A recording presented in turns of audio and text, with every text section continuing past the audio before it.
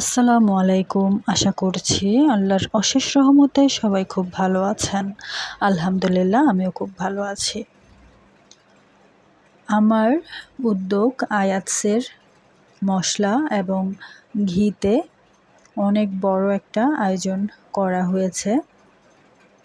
আর আয়োজনটা করেছেন আমার চাচা শ্বশুর, আমার দাদির শাশুড়ি এবং দাদা শ্বশুরের মৃত্যুবার্ষিকী হিসেবে যে অনুষ্ঠানটা করা হয় সেখানে প্রতি বছরই তিনি কিন্তু অনুষ্ঠানটা করেন, কখনো ছোট করে কখনো বড় করে। তো এবার বেশ অনেক বড় করেই করেছেন এবং প্রতিটা ঘিয়ের বোতল এবং মশলা যা যা লেগেছে সব আমার পেজ থেকেই নিয়েছেন। তো এবার উনি একটা ভিন্নধর্মী উদ্যোগও নিয়েছেন।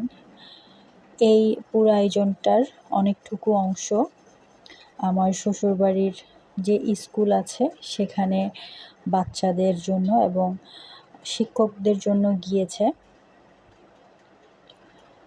তো পুরো রাত ধরেই কিন্তু আয়োজনটা চলেছে, প্রথম দিকেই দেখতে পেলেন। আর এটা হচ্ছে দুপুরের ভিডিও, যেখানে আমার হাজব্যান্ড ছিল, আমার চাচাতো দেবররা ছিল, তারপর আমার দেবরের বন্ধু ছিল। সবাই মিলেমিশেই কিন্তু স্কুলের বাচ্চাদেরকে দিচ্ছিল। তো সবগুলো ক্লাসে ভিডিও করা সম্ভব হয়নি, শুধু এই সামান্য একটা ভিডিওই করা হয়েছে, কেননা প্রত্যেকে কাজ নিয়ে খুব ব্যস্ত ছিল।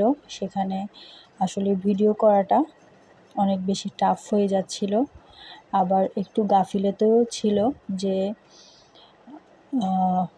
ভিডিও করার ব্যাপারে।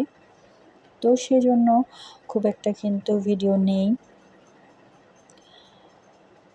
তো এখানে সবাই মিলেমিশে কাজগুলো করাতে ব্যাপারটা খুব সহজ হয়ে গিয়েছে।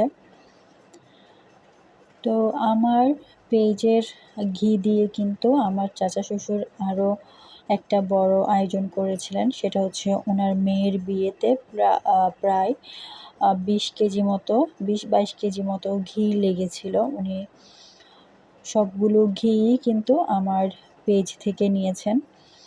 এছাড়াও উনি প্রায় প্রতি রোজায় বা এমনিতেও আমার উদ্যোগ আয়াতসের ঘিটা ব্যবহার করে থাকেন, কারণ ওনার কাছে এই ঘিটা বেস্ট মনে হয়। এই উদ্যোগটা করার সময়ও বাবুর্চি কিন্তু ওনাকে নিষেধ করছিল, কারণ বাবুর্চিরা সবসময় চায় তাদের পরিচিত জায়গা থেকে যেন নেওয়া যায়, তাহলে তাদের কিছু সুবিধা হয়। একটু কম দামি জিনিসও দামি বলে তারা গছিয়ে দিতে পারে, কিন্তু আমার চাচা শ্বশুর অনেক বেশি আপত্তি করেছিল যে করতে হলে এই ঘিটা দিয়েই করতে হবে। তো আমার চাচা শ্বশুরের কারণে তারা বাধ্য হয়েছিল এই ঘি দিয়েই কাজ করতে। আমার পেজের ঘি অপেক্ষা তাদের অর্থাৎ যারা বাবুর্চি তারা বলেছিল ডালডা ব্যবহার করতে, তো সেটা অবশ্যই অনেক নিম্নমানের হতো, কিন্তু আমার পেজ আয়াতসের ঘি অনেক বেশি ভালো। তো সেজন্যই সেই আয়োজনটা আমার ঘি এবং মশলা দিয়ে করা হয়েছিল, আলহামদুলিল্লাহ।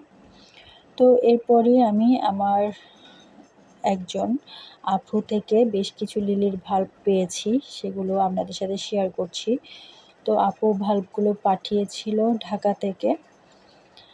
এগুলো এখনও কিন্তু ফুল আসেনি, মাত্রই বসিয়েছি। তো ফুল হয়তোবা এই বছরের বর্ষাতেই দেখতে পাবো ইনশাল্লাহ।